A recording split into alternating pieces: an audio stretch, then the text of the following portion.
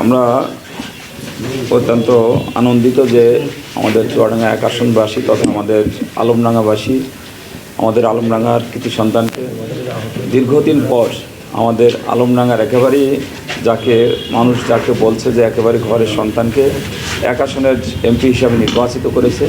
এজন্য আমরা এই সংবাদ সম্মেলন থেকে এক আসনবাসী তথা আলমডাঙ্গাবাসীকে আমাদের পক্ষ থেকে আমরা ধন্যবাদ জানাচ্ছি, কৃতজ্ঞতা জানাচ্ছি। এর পাশাপাশি যারা আমাদের সাংবাদিক ভাইরা এখানে আছেন তাদের সবাইকেই এই নির্বাচন পরবর্তী সময়ে আপনারা যে গুরুত্বপূর্ণ ভূমিকা রেখেছেন আপনাদেরকেও আমাদের সংগঠনের পক্ষ থেকে আমরা কৃতজ্ঞতা এবং ধন্যবাদ জানাচ্ছি।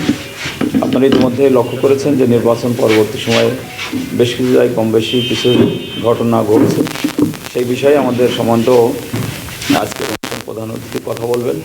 আমরা শুধু আপনাদেরকে এটুকু অবহিত করতে চাই যে জয় পরাজয় থাকবে, জয় পরাজয় নিয়েই পৃথিবী চলমান, আমরাও তার ব্যতিক্রম নয়। সুতরাং আমরা মনে করি আমাদের আলমডাঙ্গাবাসীকে আমরা সাথে নিয়ে আমরা দল মত সবাইকে নিয়েই